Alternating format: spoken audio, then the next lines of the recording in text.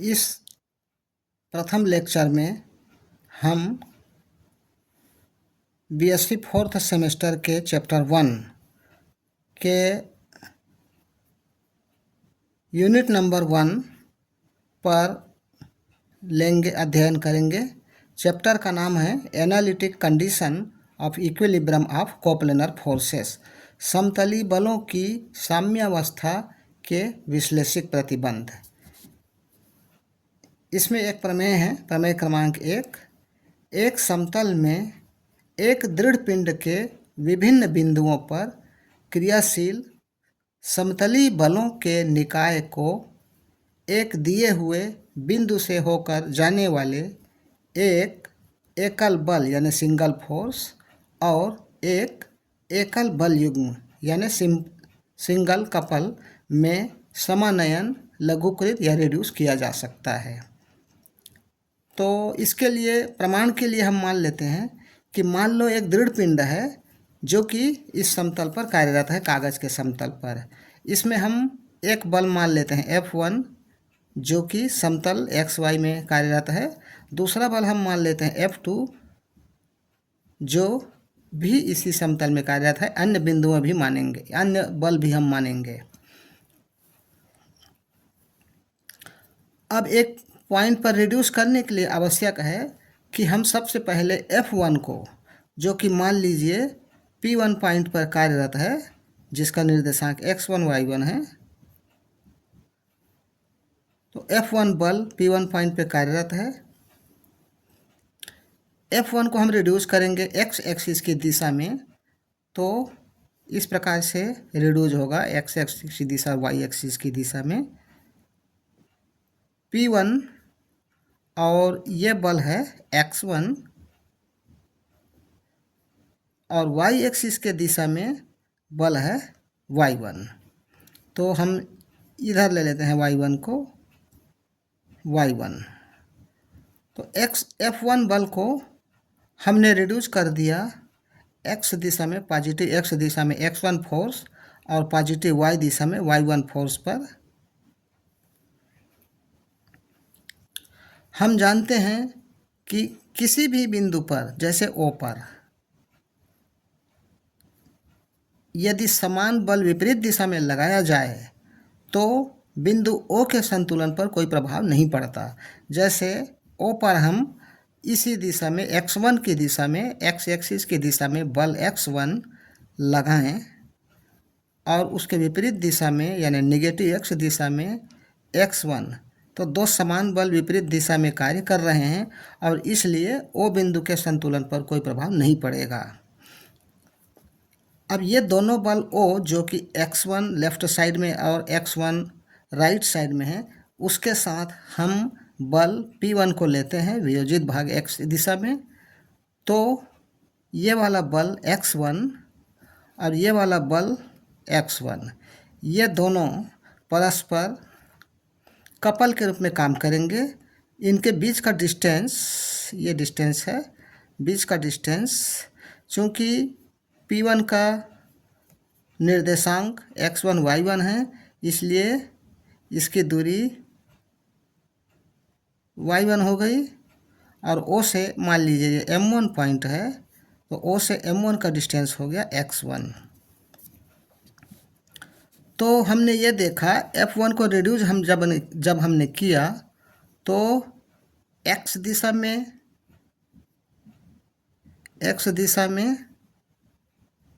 बल, x दिशा में बल हो गया x1 और x दिशा में कपल का जो वैल्यू है वह -y1 x1 होगा, क्योंकि x1 पॉजिटिव x दिशा में कार्य कर रहा है, ये वाला x1 नेगेटिव x दिशा में कार्य कर रहा है और दोनों के बीच का डिस्टेंस y1 है। तो यह फोर्स और यह फोर्स दोनों मिलकर सिस्टम को ऐसे चलाने की कोशिश करेंगे, मतलब इस डायरेक्शन में चलाने की कोशिश करेंगे। तो यहाँ पर देखिए क्लॉकवाइज डायरेक्शन में घूम रहा है, तो नेगेटिव बनेगा तो x1 के कारण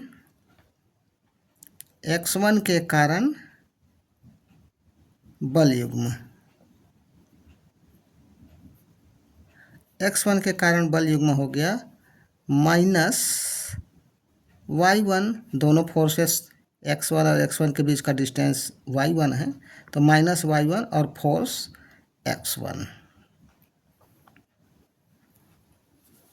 इसी प्रकार हम F2 बल को वियोजित करेंगे।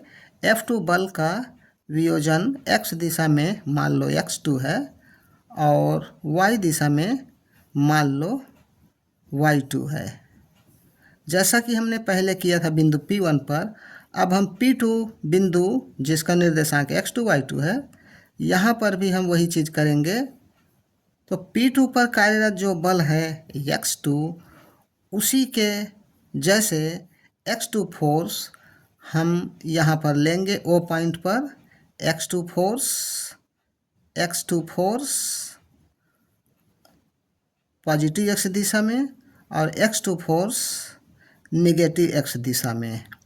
तो O के संतुलन पर पॉजिटिव x दिशा में x2 और निगेटिव x दिशा में x2 बल लेने पर कोई प्रभाव नहीं पड़ेगा। हम देखते हैं कि P2 से x2 के बीच का डिस्टेंस, ये जो डिस्टेंस है वो है y2 के बराबर। तो अब हमारे पास P2 पॉइंट पर कार्यरत एक बल पॉजिटिव x दिशा में x2 और O पॉइंट पर नेगेटिव x दिशा में कार्यरत बल x2, ये वाला, ये दोनों मिलकर एक बना देते हैं बल युग्म। उस बल युग्म का वैल्यू होगा, यह भी सिस्टम को क्लॉकवाइज डायरेक्शन में घुमाता है। आप देखें y1 डायरेक्शन, y2 लेंथ जा करके हम x2 बल की दिशा में बढ़ेंगे तो इस प्रकार से क्लॉकवाइज डायरेक्शन बनता है। ये बन जाएगा माइनस y2 x2, x दिशा में बल minus y2 x2 minus y2 x2। इसी प्रकार ये तो x2 बल के कारण, x2 के कारण बल युग्म हो गया और x दिशा में जो बल है वह x2 और मिल जाएगा, तो हमें दो बल प्राप्त हो गए, x1 पहला और x2 दूसरा। इसी प्रकार nवां बल Fn हो, Fn, तो इसे भी हम दो भाग में वियोजित कर सकते हैं, x डायरेक्शन में xn और y डायरेक्शन में yn।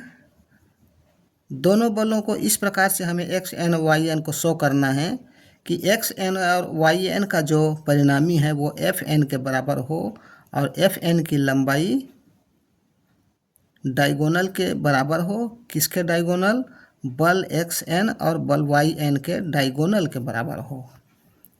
तो xn के कारण जो बल युग्म है, xn के कारण जो बल युग्म है वो बन गया माइनस yn xn और x दिशा में बल ये हो जाएगा xn। तो बल F1 को, F2 को और Fn को हमने वियोजन किया था x1 और y1 दिशा में, x और y एक्सिस की दिशा में। तो अब F1 का वियोजन वर्टिकल दिशा में देखते हैं, y एक्सिस की दिशा में। तो y एक्सिस की दिशा में बल बन गया y दिशा में प्लस y दिशा में, ये प्लस x दिशा है, प्लस y दिशा में बल। तो प्लस y दिशा में बल हो गया, पहले तो ये y1 है, यहाँ पर y2 है, यहाँ पर yn है। तो बल का मान y1 ऊपर की ओर, y2 ऊपर की ओर और nवां बल है तो yn ऊपर की ओर प्लस y दिशा में कार्यरत रहेगा।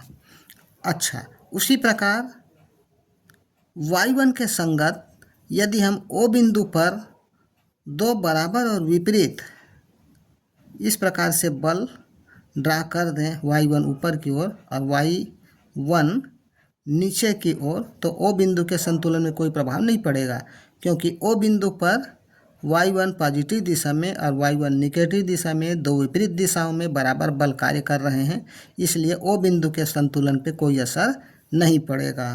तो y दिशा में बल युग्म y1 के कारण बल युग्म y1 के कारण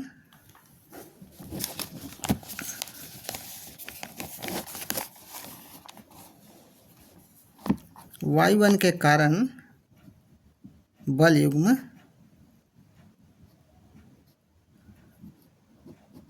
y1 के कारण बल युग्म बराबर, तो सिस्टम में हम देखते हैं y1 ऊपर की ओर और y1 का डिस्टेंस ओ पॉइंट से कितने के बराबर है, ओ m1 के बराबर है, जो कि डिस्टेंस x1 है यहाँ से यहाँ तक। और इसका जो डायरेक्शन है वह x1 यहाँ तक जाने के बाद y1 दिशा में जाएंगे, यानी यह ऐसे जाकर ऐसे जाएगा, पॉजिटिव x दिशा से ऊपर की ओर। तो ये कह सकते हैं हम कि y1 फोर्स सिस्टम को एंटी क्लॉकवाइज घुमा रहा है, और ऐसी स्थिति में बल युग्म का मान प्लस में आएगा, प्लस और डिस्टेंस स्मॉल x1 और फोर्स का मान y1। तो y1 के कारण बल युग्म का मान इतना हो गया। y2 के कारण बल युग्म का जो मान होगा वह होगा plus small x2 capital y2, और yn के कारण जो बल युग्म है वो बनेगा प्लस xn yn। तो कुल बल युग्म एक तो x1 x2 xn के कारण मिल गए, जो कि योग करने पर सिग्मा माइनस वाई आई एक्स आई के बराबर हुए, i = 1 to n यदि कुल n बल कार्यरत हों तो। और y1 y2 yn बलों के कारण ओ बिंदु पर बल युग्म कितना बना, योग करने पर sigma x i small x I capital Y i plus दिशा में। तो कुल बल युग्म हो गए, कुल बल युग्म हो गया, कुल बल युग्म बराबर sigma small x I capital Y I minus small Y I capital x I, और i की वैल्यू है i = 1 से लेकर i = n तक कुल L बल युग्म। इसको हम सूचित कर सकते हैं G से। तो ये हो गया G बल युग्म G। और बलों को हम कैपिटल X और कैपिटल Y से सूचित करें तो कैपिटल X फोर्स X दिशा में, पॉजिटिव X दिशा में कितने के बराबर है, सिग्मा XI, जहाँ i = 1 से लेके n तक। और y दिशा में जो बल है वो है y = सिग्मा YI, i = 1 से लेकर n तक। तो इस प्रकार से कुल दो बल हैं, एक तो x दिशा में, एक y दिशा में, और एक बल युग्म है। ये दोनों बल कैपिटल X और कैपिटल Y आपस में समकोण दिशाओं में कार्यरत हैं। तो इसको भी हम परिणामी के रूप में लिख सकते हैं, कैपिटल X और कैपिटल Y इन बलों का परिणामी R इस प्रकार से हम दे सकते हैं, R = √x² + y²। तो एक सिंगल फोर्स हो गया कैपिटल R जिसका मान है √x² + y², और एक सिंगल कपल G है जिसका मान या वैल्यू है sigma small x capital Y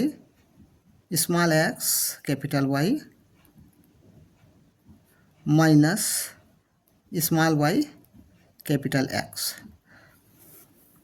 तो इस प्रकार से हम देखते हैं कि पूरा सिस्टम जिसमें F1, F2, Fn सभी एक समतल में कार्यरत बल थे, उन बलों को हमने रिड्यूस करके एक सिंगल बल R में इस प्रकार से ले आए, R equal to root X square plus Y square, जहाँ कैपिटल X क्षैतिज बलों का योग और कैपिटल Y ऊर्ध्वाधर बलों का योग ऐसा कहा जा सकता है, और एक सिंगल बल युग्म G के रूप में परिवर्तित हो गया है।